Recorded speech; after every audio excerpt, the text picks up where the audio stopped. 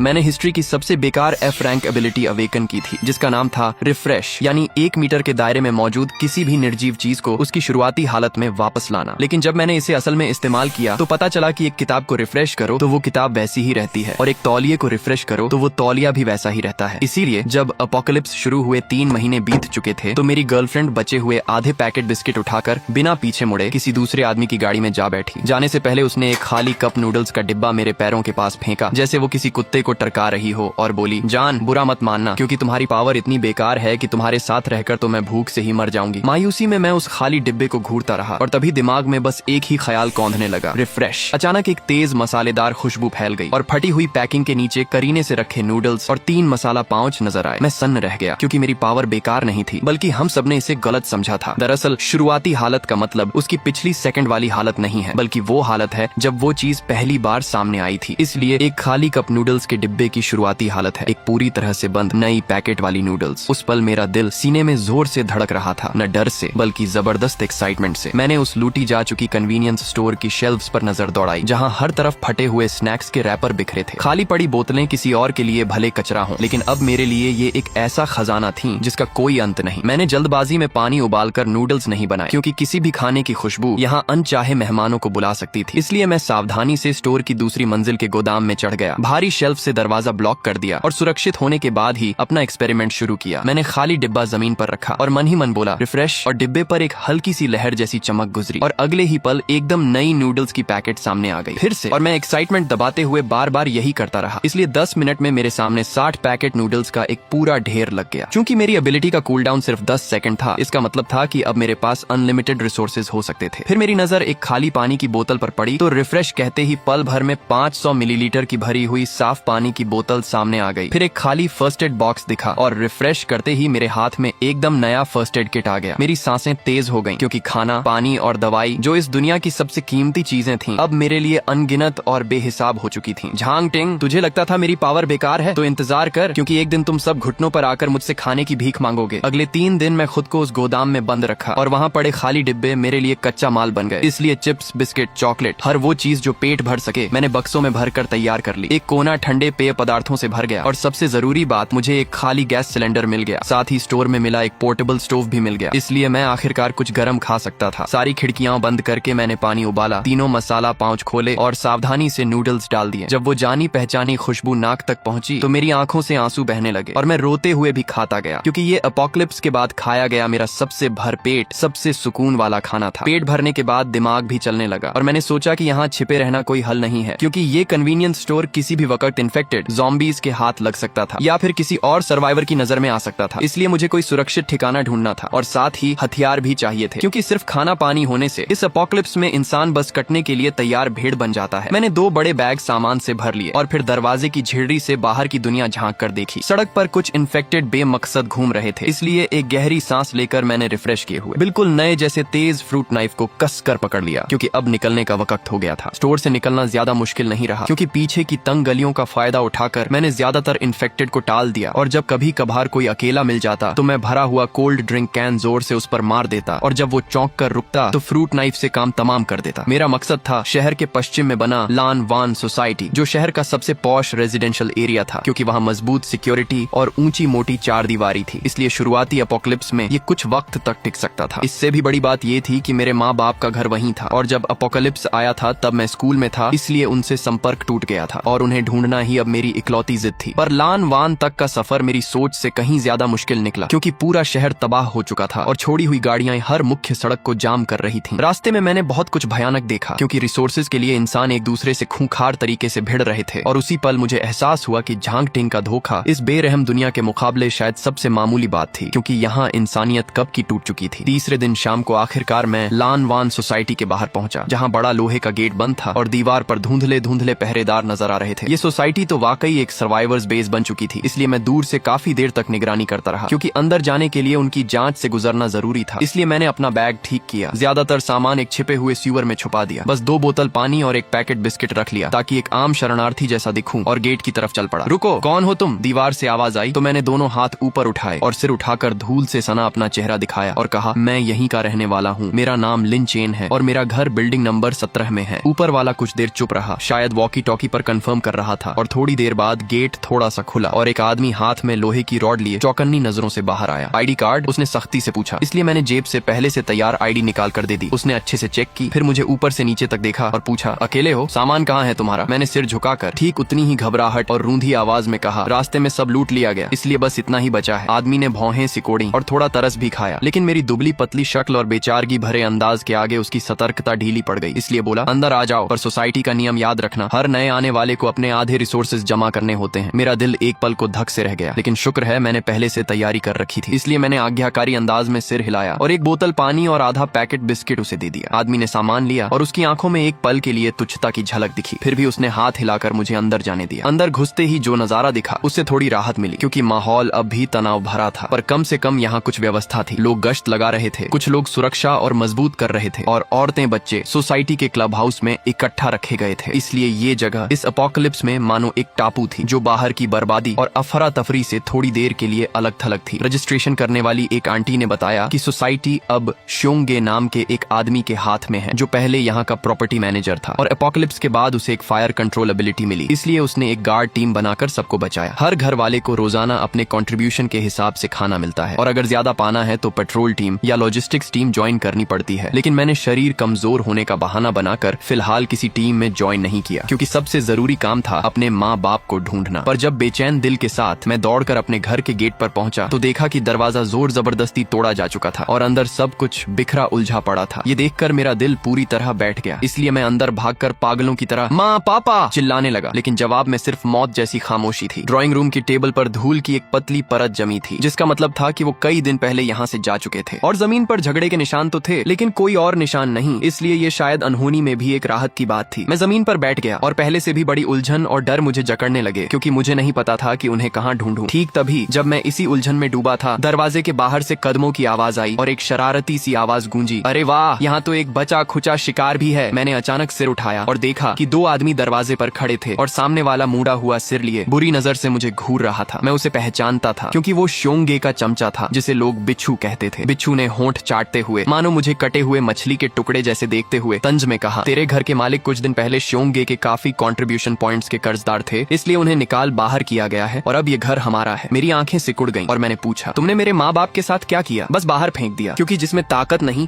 इस अपोकलिप्स में उसका यही अंजाम होता है। बिच्छू व्यंग्य से हंसा, फिर बोला, पर तुझमें थोड़ा दम दिखता है, इसलिए अगर यहाँ रुककर हमारा छुटपुट काम काज कर दे तो तुझे भी 2 वक्त की रोटी मिल सकती है। मैं सच में बहुत भोला निकला, क्योंकि मैंने सोचा था यहाँ पनाह मिलेगी, लेकिन यहाँ भी वही जंगल का कानून चल रहा था। इसलिए जैसे जैसे वो पास आते गए, मेरा हाथ चुपके से बैग की साइड पॉकेट की तरफ बढ़ा, जहाँ मेरा रिफ्रेश किया हुआ एकदम नया फ्रूट नाइफ रखा था। पर ठीक जब मैं जान की बाजी लगाने को तैयार था, दरवाजे से एक ठंडी गंभीर आवाज आई, क्या हो रहा है यहाँ? बिच्छू और उसके साथी की हरकतें एक साथ रुक गईं, और आने वाले को देखते ही उनकी मुस्कान जम गई, इसलिए उन्होंने फौरन चापलूसी वाला भाव अपना लिया। दरवाजे पर काले कॉम्बैट सूट में एक लड़की खड़ी थी, हाथ में तांग चाकू लिए हुए, जिसकी धार पर अब भी गहरे लाल रंग के खून के निशान थे, और उसके पीछे कुछ और सख्त कड़क सिपाही खड़े थे। मैं उसे पहचानता था, क्योंकि वो चेन युए थी, लीरन दस्ते की सबसे ताकतवर कैप्टन, और कहा जाता था कि उसने एक बहुत दुर्लभ एकदम शार्प एबिलिटी अवेकन की है, इसलिए उसकी असली ताकत का कोई अंदाजा नहीं लगा सकता था, और वो श्योंगे का सबसे भरोसेमंद हथियार थी। चेन युए ने बिच्छू की तरफ ध्यान भी नहीं दिया, बस मेरी तरफ देखकर ठंडे लहजे में दोबारा पूछा, क्या हो रहा है यहाँ? मैंने मानो कोई तिनका पकड़ लिया हो फौरन कहा, ये मुझे परेशान कर रहे थे। तो बिच्छू का चेहरा उतर गया और वो फौरन सफाई देने लगा, चेन कैप्टन, इसकी बात मत सुनो, क्योंकि इसके माँ बाप श्योंगे के कर्जदार थे, इसलिए हम बस घर लेने आए थे। घर लेने के लिए 2 आदमी चाहिए होते हैं, और दरवाजा भी ब्लॉक करना पड़ता है, उसने ठंडे स्वर में कहा, और फिर बोली, अब चलते बनो। बिच्छू मानो जान बचाकर भागा और अपने साथी को घसीटते हुए दुम दबाकर वहाँ से चला गया। इसलिए खतरा टलने के बाद मेरा तना हुआ शरीर ढीला पड़ गया और मैं गिरते गिरते बचा। चेन युए ने भौहें सिकोड़कर मुझे देखा और कहा, आगे से उन लोगों से दूर रहना, और बिना और वक्त गंवाए वो मुड़कर जाने लगी। मैंने जल्दी से उसे रोका और पूछा, कैप्टन चेन, आपको पता है मेरे माँ बाप को कहाँ भेजा गया? उनका नाम लिन जियानगुओ और वांग शियुमेई है। चेन युए ने थोड़ा सोचा, फिर बताया, उन्हें सोसाइटी के उत्तरी गेट के बाहर वाली बंद पड़ी फैक्ट्री में भेजा गया है, और कहने को उन्हें अपने हाल पर छोड़ दिया गया है। मेरा दिल एक झटके से जकड़ गया, क्योंकि बंद पड़ी फैक्ट्री में न खाना है न कोई सुरक्षा, इसलिए ये तो मरने के इंतजार जैसा ही था। चेन युए के जाने के बाद मैंने फौरन दरवाजा बंद कर दिया, क्योंकि मुझे उत्तरी फैक्ट्री जाना ही होगा और अपने माँ बाप को ढूंढना ही होगा, पर उससे पहले मुझे ताकत चाहिए थी। इसलिए मैंने बैग से एक चॉकलेट निकाली, 2-3 टुकड़ों में निगल कर ताकत बटोरी। फिर मेरी नजर बिच्छू की छोड़ी हुई लोहे की रॉड पर पड़ी, जो जंग खाई और थोड़ी टेढ़ी हो चुकी थी। मैंने उस पर हाथ रखा और मन ही मन कहा, रिफ्रेश, और अगले ही पल एक चमकती हुई बिल्कुल नई मेटल रॉड मेरे हाथ में आ गई। इसलिए मैंने सोचा, बढ़िया। मैं रसोई में गया, जहाँ मुझे पापा का पुराना आउटडोर सर्वाइवल किट मिला, एक मल्टी टूल फोल्डिंग शवल, एक सर्वाइवल मेटल एक्स और एक चाकू, और बरसों इस्तेमाल न होने से ये सब कुंद पड़ गए थे। इसलिए रिफ्रेश कहते ही तीनों हथियार पलक झपकते ही अपनी सबसे धारदार हालत में लौट आए। रात होने तक मैंने पेट्रोल टीम की शिफ्ट बदलने का मौका देखा और चुपचाप सोसाइटी के उत्तरी गेट की तरफ खिसक गया, क्योंकि यहाँ मुख्य गेट के मुकाबले काफी सुनसान था और बस 2 गार्ड जम्हाई लेते हुए पहरा दे रहे थे। मैंने उन्हें छेड़ा नहीं बल्कि एक ब्लाइंड स्पॉट ढूंढ निकाला। इसलिए रिफ्रेश की हुई एकदम नई रस्सी की मदद से मैंने 3 मीटर से ज्यादा ऊंची 4 दीवारी आसानी से पार कर ली। दीवार के बाहर बंजर जमीन थी और दूर एक फैक्ट्री का ढांचा नजर आ रहा था, जैसे कोई खामोश लोहे का दैत्य हो, और हवा में सड़ांत फैली हुई थी तो कभी कभार ज़ॉम्बीज़ की घर्र घर्र आवाज भी सुनाई देती। मैंने रॉड कसकर पकड़ी, शरीर झुकाए और तेजी से फैक्ट्री की तरफ बढ़ने लगा। पर जैसे जैसे मैं पास पहुंचता ज़ॉम्बीज़ की तादाद बढ़ती जा रही थी। मैं एक टूटी दीवार के पीछे छिप गया, क्योंकि फैक्ट्री के गेट पर कम से कम 10-12 ज़ॉम्बीज़ जमा थे और लगता था वो किसी आवाज की तरफ खींचे चले आए हैं। इसलिए उस बंद लोहे के गेट को पागलों की तरह पीट रहे थे, जबकि गेट के अंदर से हल्की हल्की चीखें और रोने की आवाजें आ रही थीं। माँ पापा वहीं अंदर हैं, ये सोचकर मेरा दिल जल रहा था, लेकिन दिमाग कह रहा था कि जबरदस्ती अंदर जाना ठीक नहीं। चारों तरफ नजर दौड़ाने पर मुझे फैक्ट्री की एक साइड में ऊंची खिड़कियों की एक कतार दिखी, जमीन से करीब 4 मीटर ऊपर। इसलिए मैंने सोचा शायद वहां से अंदर जाया जा सकता है। फैसला करने के बाद मैंने एक पत्थर उठाया और पूरी ताकत से उसे दूर खड़ी एक गाड़ी पर फेंका तो जोरदार आवाज हुई और गेट पर जमा ज़ॉम्बीज़ उस आवाज की तरफ खींच गए और लड़खड़ाते हुए उस तरफ मुड़ गए। इसी मौके का फायदा उठाकर मैं तेजी से फैक्ट्री की दीवार तक पहुंचा। बैग से रस्सी निकाली, एक सिरे पर क्लाइंबिंग हुक बांधा और जोर से फेंका तो हुक खिड़की की चौखट में मजबूती से फंस गया। गहरी सांस लेकर मैं फुर्ती से रस्सी पर चढ़ने लगा और झट से फैक्ट्री के अंदर कूद गया। ये एक बहुत बड़ा प्रोडक्शन हॉल था, जहाँ हर तरफ जंग खाई मशीनें और बिखरे पुर्जे पड़े थे, जबकि टूटी छत से बस चंद चांदनी की किरणें अंदर आ रही थीं। दूसरी तरफ से दबी हुई सिसकियां और बहस की आवाजें आ रही थीं। इसीलिए मैं आवाज का पीछा करते हुए सावधानी से आगे बढ़ा। पुरानी मशीनों से घिरे एक कोने में मुझे दर्जनों सर्वाइवर्स बैठे दिखे, जो ज्यादातर बुजुर्ग और बच्चे थे, और भीड़ में एक ही नजर में मुझे मेरे माँ पापा दिख गए। वो कोने में सिकुड़े बैठे थे और माँ घुटनों को पकड़े बिना आवाज किए रो रही थी, जबकि पापा उसे कसकर पकड़े लगातार समझा रहे थे। मेरी आंखें भर आईं और रूंधी आवाज में मैं चिल्ला उठा, माँ पापा। सब लोग चौंक गए और एक साथ मेरी तरफ देखने लगे, और माँ पापा तो और भी जोर से चौंके और सिर उठाकर मुझे देखा तो अगले ही पल उनके चेहरों पर हैरानी की जगह बेइंतहा खुशी छा गई। माँ चीखते हुए भागती गिरती मेरी तरफ दौड़ी और हम तीनों इस उजड़ी उम्मीद हारी दुनिया में एक दूसरे को कसकर लिपट गए, क्योंकि मिलन की खुशी ने सारे डर और बेचैनी को पल भर के लिए धो दिया। पर तभी एक कड़वी आवाज ने ये गर्मजोशी भरा पल तोड़ दिया। तू कहाँ से टपक पड़ा? चेहरे पर लंबे कट के निशान वाला एक आदमी आगे आया और उसके पीछे कुछ ताकतवर जवान लड़के खड़े थे, इसलिए साफ था कि यही यहाँ का सरगना था। उसकी लालची नजरें मेरे कंधे पर लटके फूले हुए बैग पर टिक गईं और वो बोला, अरे वाह छोटे भाई, तुझ में तो काफी दम लगता है, क्योंकि अकेले यहाँ तक आ गया तो बैग में क्या है निकाल कर सबको दिखा। मैंने अपने माँ पापा को अपने पीछे कर लिया और ठंडी नजरों से उसे देखते हुए कहा, ये मेरी चीज है। तेरी चीज? कटे चेहरे वाला व्यंग्य से हंसा, फिर बोला, यहाँ किसी की कुछ नहीं होता, बल्कि सिर्फ मेरी चीज होती है, इसलिए अक्ल से काम ले, बैग सौंप दे वरना। और उसने हाथ में पकड़ी कुल्हाड़ी लहराई, इसलिए धमकी साफ थी, और उसके पीछे के गुंडे भी घेरा बनाकर आगे बढ़ाए, जबकि यहाँ फेंके गए बाकी बूढ़े बीमार लोग गुस्से में होते हुए भी कुछ बोल नहीं पाए और बस तरस भरी नजरों से मुझे देखने लगे। मेरे पापा घबराकर मुझे पीछे खींचते हुए कटे चेहरे के सामने गिड़गिड़ाने लगे, भाई साहब मेरा बेटा नादान है और बैग में बस थोड़ा सा खाना है, इसलिए सब आपको दे देंगे, पर इसे तंग मत कीजिए, बहुत देर हो गई। कटा चेहरा तंज में हंसा और बोला, अब तो मुझे सिर्फ बैग नहीं बल्कि इसकी जान भी चाहिए। कहते ही उसने हाथ बढ़ाकर मुझे पकड़ने की कोशिश की तो मेरी आंखों में ठंडी चमक कौंधी और मैं पीछे नहीं हटा बल्कि आगे बढ़ा, और मेरे हाथ की मेटल रॉड एक तीखे कोण से उसकी कलाई पर पूरी ताकत से पड़ी, इसलिए कट की आवाज के साथ कटे चेहरे की कलाई एक अजीब कोण पर मुड़ गई। सब लोग सन्न रह गए, क्योंकि किसी को अंदाजा नहीं था कि ये दुबला पतला दिखने वाला लड़का इतनी हिम्मत दिखाएगा। इसलिए दर्द से पसीने पसीने कटे चेहरे ने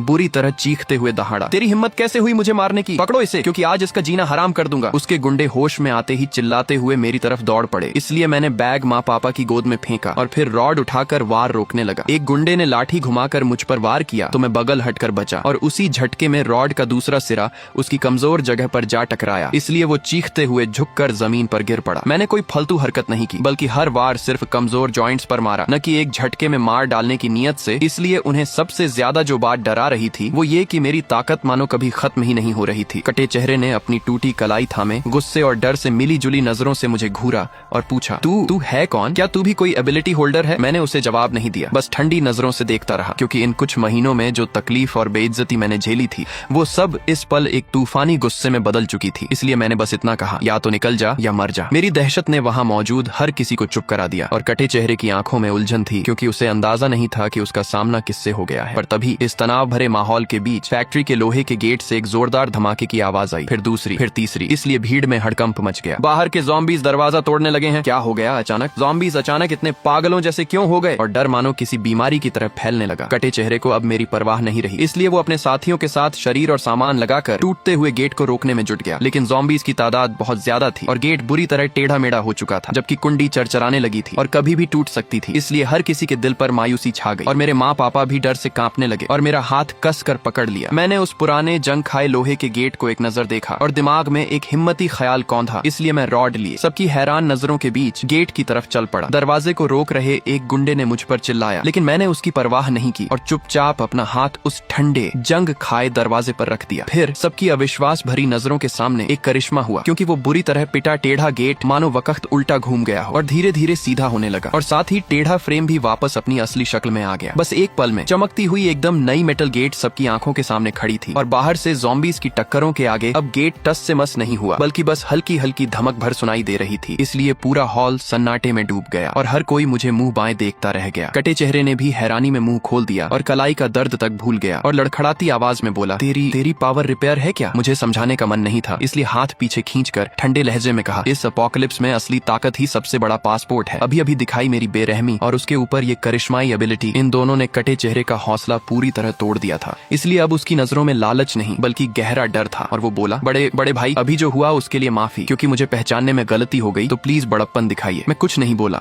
बस अपने माँ पापा के पास गया और माँ मुझे देख रही थी, जिसकी नजरों में गर्व भी था, चिंता भी और थोड़ी अजनबियत भी। मैंने उसका हाथ थामा और उसे भरोसा देती नजर से देखा, माँ डरो मत, क्योंकि हम है ना। फिर मैंने उस बड़े बैग से एक सेल्फ हीटिंग राइस बॉक्स, एक सॉसेज और एक बोतल साफ पानी निकाल कर उन्हें दिया और कहा, माँ पापा पहले कुछ खा लो। खाने की खुशबू ने पल भर में सबकी नजरें खींच लीं, इसलिए ना जाने कब से भूखे सर्वाइवर्स मेरे माँ पापा के हाथ में खाना देखकर गले में गटकने की आवाजें करने लगे और उनकी नजरों में तीव्र इच्छा साफ झलक रही थी। कटे चेहरे और उसके गुर्गे तो देखते ही रह गए, क्योंकि इस अपोकलिप्स में जहाँ खाना सोने से भी कीमती है, वहाँ मैं यूं ही इतना कुछ निकाल दे रहा था और ये उन्हें दरवाजा ठीक करने से भी ज्यादा हिला गया। ये सब करने के बाद मैंने दोबारा कटे चेहरे की तरफ देखा और कहा, अब से यहाँ जो मैं कहूंगा वही होगा। मेरी आवाज बहुत तेज नहीं थी, फिर भी वो साफ साफ हर किसी के कानों तक पहुंची। इसलिए कटे चेहरे का चेहरा एक बार फड़का और आखिरकार वो थक कर सिर झुका बैठा। फैक्ट्री बेस पर कब्जा जमाना मेरी सोच से कहीं ज्यादा आसान निकला, क्योंकि असली ताकत और अनलिमिटेड रिसोर्सेज के आगे कटे चेहरे का रौब कुछ भी नहीं था। मैंने उन्हें भगाया नहीं, बल्कि सोचा कि इस एपोकलिप्स में मानव शक्ति भी एक रिसोर्स है। इसलिए मैंने उन्हें पहरे और आसपास के ज़ॉम्बी साफ करने का काम सौंपा, जबकि मैंने खुद खाने और लॉजिस्टिक्स की जिम्मेदारी अपने हाथ में ले ली। हर रोज मैं अकेले एक कमरे में बंद हो जाता और दिखावे के लिए सामान गिनने का बहाना बनाता, लेकिन असल में लगातार रिफ्रेश करते हुए खाना और जरूरत की हर चीज बनाता रहता। जब दर्जनों नए नकोर बक्से सबके सामने आते तो हर किसी की नजरों में मेरे लिए डर मिली इज्जत झलकती और सब सोचते थे कि मेरे पास कोई स्पेस टाइप एबिलिटी है जिसमें बेशुमार रिसोर्सेज जमा है। पर्याप्त खाना और सुरक्षित छत मिलने के बाद सर्वाइवर्स के चेहरों पर धीरे धीरे रौनक लौटने लगी और पूरी फैक्ट्री मेरे नेतृत्व में सलीके से चलने लगी। माँ पापा मेरे सबसे बड़े सहारे बन गए, क्योंकि वो लोगों का इंतजाम और सामान बांटने में मेरी मदद करने लगे। इसलिए भीड़ में उन्हें फिर से अपनी इज्जत और अहमियत महसूस होने लगी और उनका हौसला भी रोज बरोज बेहतर होता गया। सब कुछ ठीक दिशा में जा रहा था, फिर भी मेरे दिल में एक कांटा अब भी चुभ रहा था। लान वान सोसाइटी का वो श्योंगे जिसने मेरे बेसहारा माँ बाप को अपने हाल पर मरने के लिए बाहर फेंक दिया था, ये हिसाब मुझे किसी न किसी दिन चुकाना ही था। और वैसे भी लान वान की सुरक्षा और रहन सहन इस टूटी फूटी फैक्ट्री से कहीं बेहतर थी। इसलिए मैं अपने माँ पापा को और अपने साथ आए इन सब लोगों को एक ज्यादा भरोसेमंद घर देना चाहता था। तो अब वक्त था उस श्योंगे से एक बार आमना सामना करने का। एक हफ्ते बाद पूरी तैयारी करने के बाद मैंने रिफ्रेश एबिलिटी से फैक्ट्री में मिली कुछ खराब पड़ी इलेक्ट्रिक बाइक्स को पूरी तरह चार्ज फैक्ट्री फ्रेश हालत में लौटा दिया और साथ ही दर्जनों नए प्रोटेक्टिव सूट्स, सेफ्टी हेलमेट्स और स्टील टो बूट्स भी रिफ्रेश कर लिए। हथियारों के लिए मेटल रॉड्स और एक्स के अलावा मैंने फैक्ट्री के स्टील से कई तेज भाले भी बनवा लिए। और रहा कटे चेहरा और उसके कुछ खास साथी, तो अब वो मेरे पूरी तरह वफादार बन चुके थे, क्योंकि मैंने उन्हें पेट भर खाना और तन ढकने के कपड़े दिए, जो इस अपोकलिप्स में किसी बड़े एहसान से कम नहीं था। इसीलिए मैंने अपने सबसे मजबूत 20 लड़ाकों को चुना, जिनमें कटे चेहरा भी शामिल था। निकलने से पहले तैयार खड़ी टुकड़ी को देखकर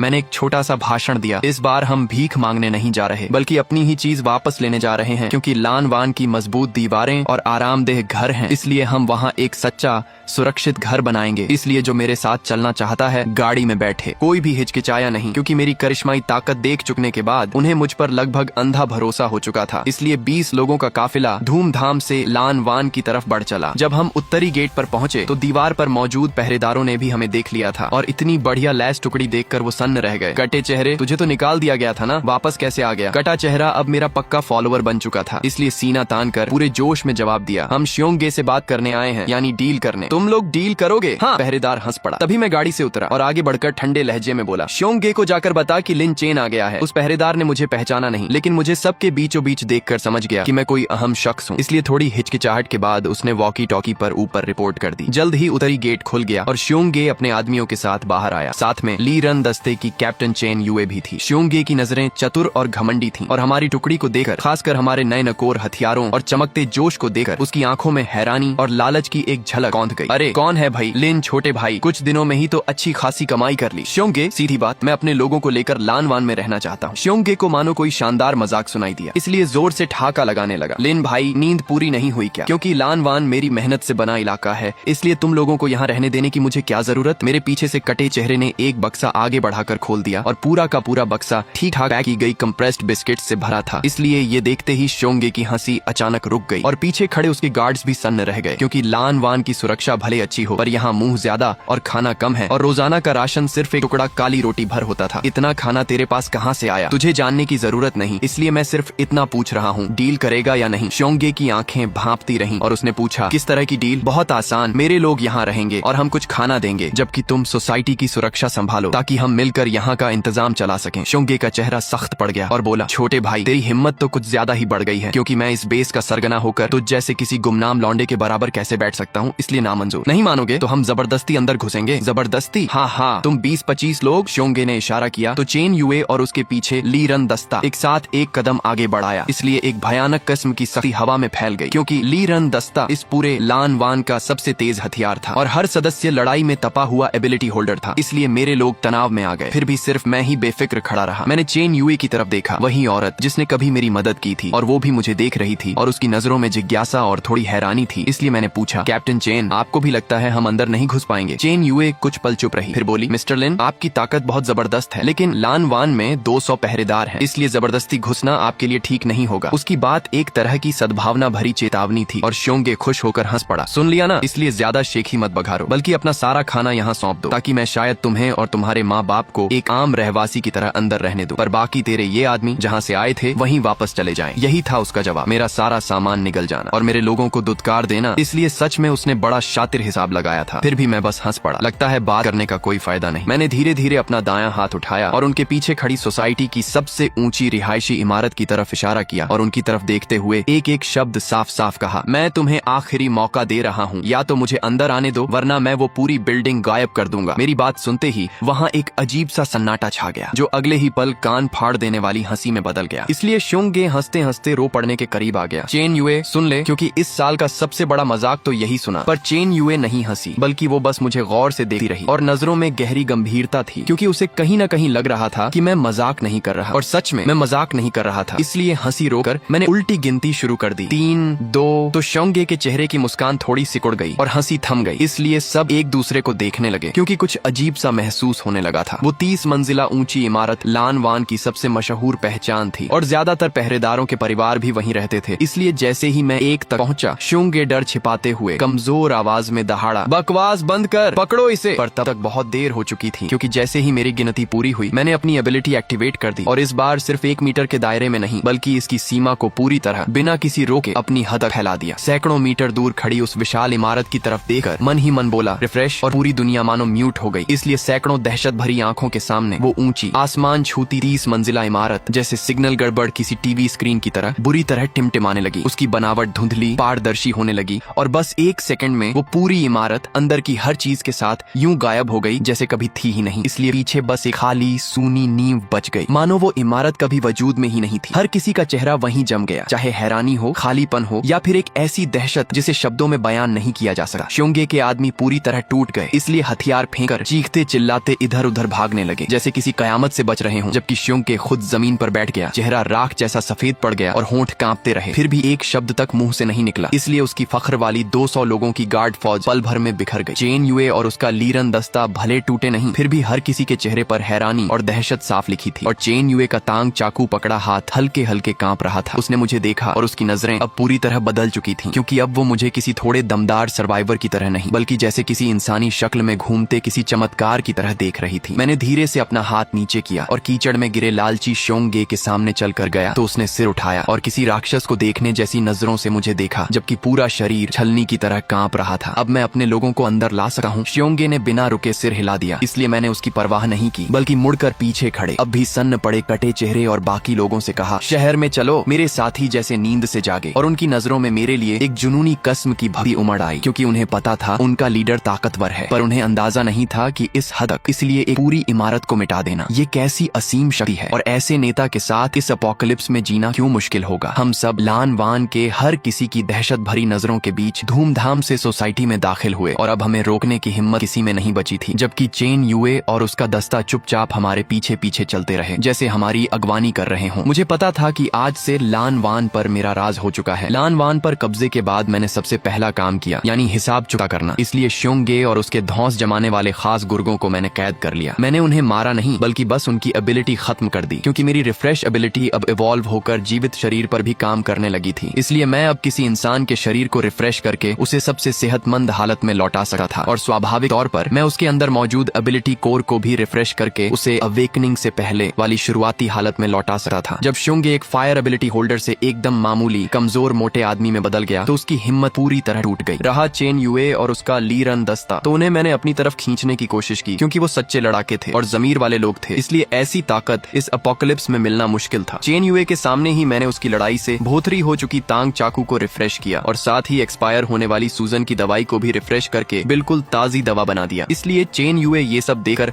आखिरकार समझ गई कि मेरी एबिलिटी कोई स्पेस पावर नहीं, न ही कोई रिपेयर पावर है, बल्कि एक ऐसी शक्ति है जिसे वो समझ नहीं सकी, यानी लगभग किसी नियम प्रकृति जैसी। वो काफी देर चुप रही और आखिरकार सिर झुकाकर बोली, लीरन दस्ता आज से आपके हुक्म पर चलेगा। लीरन दस्ता को अपने साथ जोड़ने के बाद मैंने असल में लान वान पर पूरी पकड़ बना ली। इसलिए मैंने नए नियम बनाए ताकि किसी के पास एबिलिटी हो या ना हो, बस काम करने पर उसे खाना जरूर मिले। अनलिमिटेड रिसोर्सेज की मदद से मैंने बहुत जल्दी सबका दिल जीत लिया और साथ ही सोसाइटी में मौजूद हर गड़बड़ी करने वालों को साफ कर दिया। इसलिए मेरे नेतृत्व में लान वान पूरी तरह बदल गया। मेरे माँ पापा गर्व और सुकून भरी नजरों से मुझे देखते रहते, फिर भी उन्होंने कभी नहीं पूछा कि असल में मेरी एबिलिटी क्या है, क्योंकि वो बस इतना जानते थे कि उनका बेटा बड़ा हो गया है और अब हर किसी का सहारा बन गया है। बेस के पटरी पर आने के बाद मैंने एक गहरे सवाल पर सोचना शुरू किया, यानी मेरी एबिलिटी की हद आखिर है कहाँ? क्योंकि नूडल्स रिफ्रेश की, इमारत रिफ्रेश की, तो क्या मैं किसी जिंदा इंसान को भी रिफ्रेश कर सकता हूँ? मुझे एक पेट्रोल मेंबर मिला जो लड़ाई में ज़ॉम्बी के हमले में स्क्रैच्ड होकर म्यूटेट होना शुरू हो चुका था और सबको यकीन था कि उसे बचाया नहीं जा सकता। इसलिए मैंने सबको बाहर भेज दिया, दरवाजा बंद किया और अपना हाथ उसके माथे पर रख दिया तो एक नरम सफेद रोशनी ने उस साथी को घेर लिया। उसकी दर्द भरी चीखें धीरे धीरे थमने लगीं और शरीर में हो रहा म्यूटेशन आंखों के सामने ही कम होने लगा। इसलिए मैंने उसका घाव गायब होते देखा और मेरे दिल में एक तूफान सा उठा, क्योंकि मैं कामयाब हो गया था। मैंने उसका शरीर संक्रमण से पहले वाली शुरुआती हालत में लौटा दिया था। इसका मतलब था कि ज़ॉम्बी वायरस अब मेरे लिए कोई लाइलाज बीमारी नहीं रहा। इसलिए ये खोज एक पूरी इमारत रिफ्रेश करने से भी कहीं ज्यादा रोमांचक थी और मैंने सोचा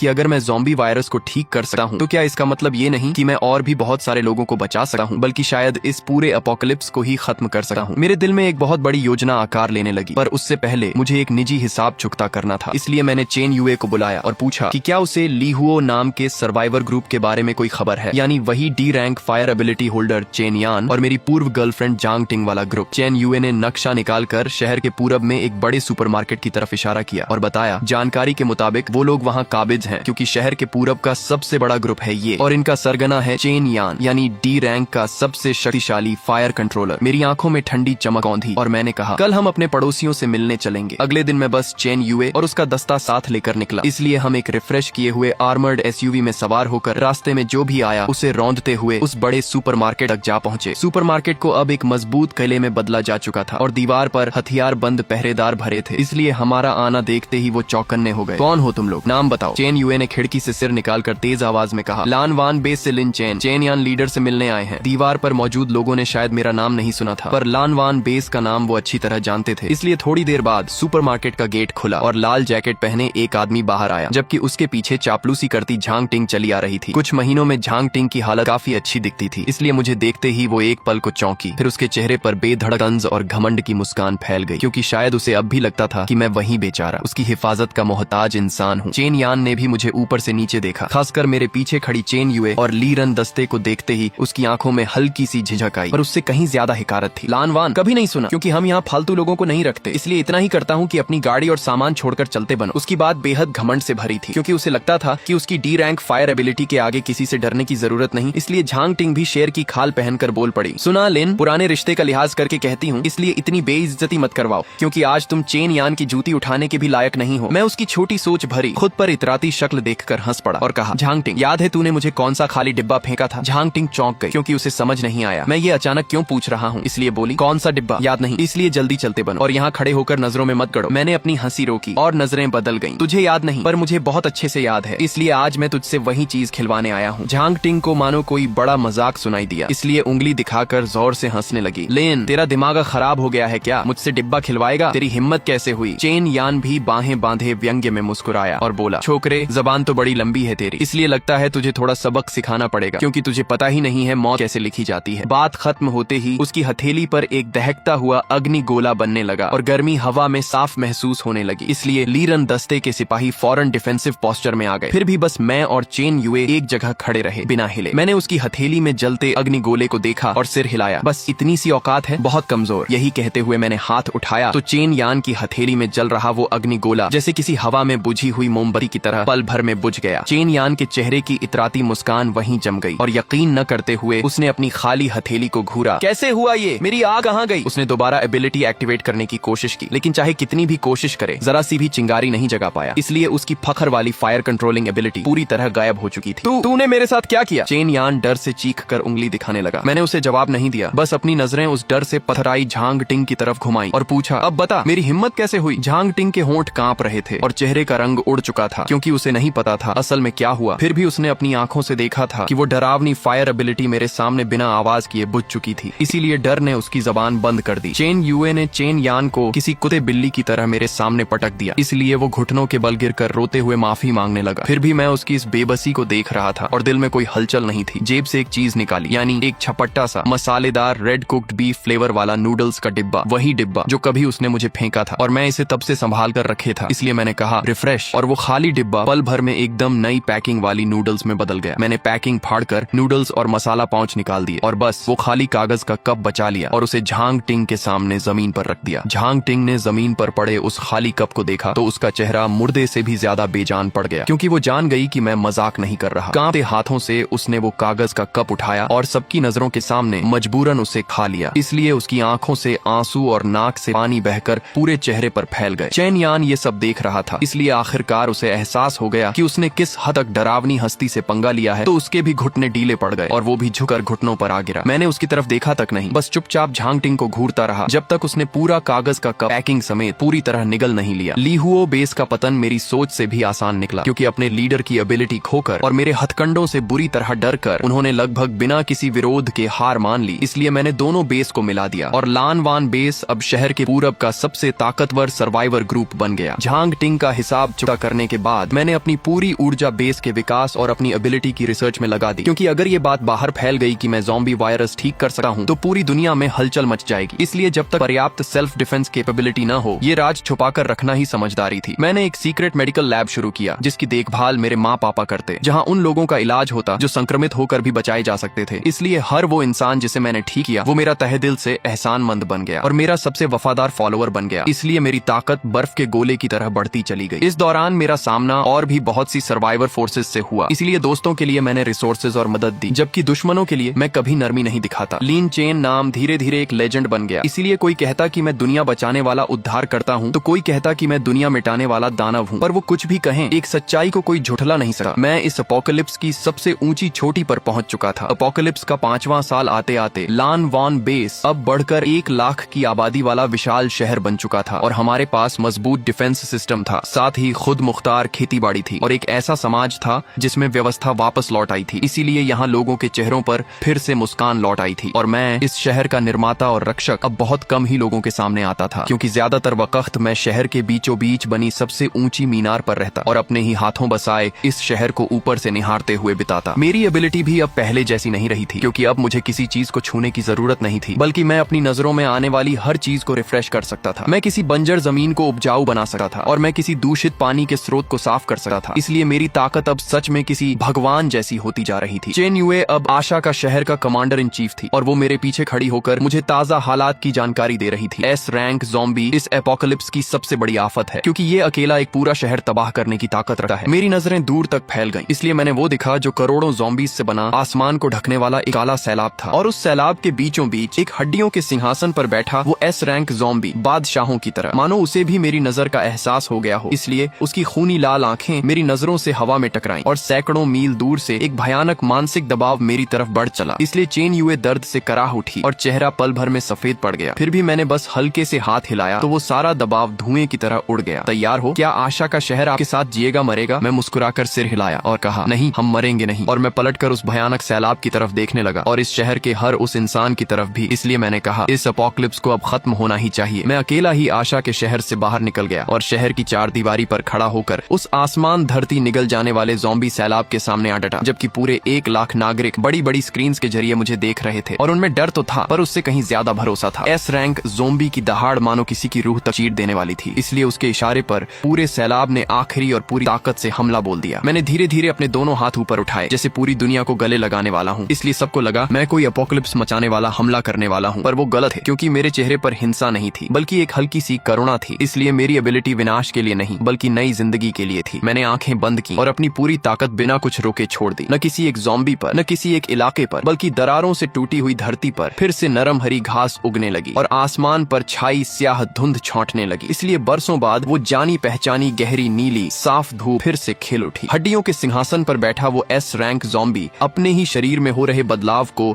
दहशत भरी नजरों से देख रहा था और उसने विरोध करने की कोशिश जरूर की, लेकिन दुनिया की जड़ से उठी इस नियम शक्ति को वो रोक नहीं पाया। इसलिए आखिरकार वो भी वापस इंसानी शक्ल में लौट आया और हैरान परेशान होकर अपने ही हाथों को घूरता रह गया। पूरी दुनिया रिफ्रेश हो चुकी थी, क्योंकि हर वो इंसान जो वायरस से संक्रमित था वापस सामान्य हो गया और हर वो एनवायरनमेंट जो एपोकलिप्स ने तबाह किया था दोबारा हरा भरा हो उठा, मानो वो 5 साल लंबा बुरा सपना बस एक भ्रम था। आशा का शहर में एक गहरा सन्नाटा छा गया, क्योंकि हर कोई स्क्रीन के सामने इस करिश्माई नजारे को हका बका होकर देखता रह गया। और न जाने कितनी देर बाद सबसे पहला इंसान खुशी के आंसुओं में बह गया, जबकि चेन युए ने गहरी सांस ली, आंखों में दृढ़ता भरकर। फिर दूसरा रोया, फिर तीसरा, और आखिरकार पूरे शहर में इस बिल्कुल नई नकोर दुनिया में आसमान चीर देने वाला जश्न गूंज उठा। लोग मेरा नाम पुकार रहे थे और मैं दीवार पर खड़ा उस गर्म सुकून भरी हवा को महसूस कर रहा था। पीछे मुड़कर मैंने चेन युए को देखा, अपने माँ पापा को देखा और उम्मीद व खुशी से भरे अनगिनत चेहरों को देखा। अब मेरे पैरों तले ये पूरी दुनिया भी वैसी ही थी।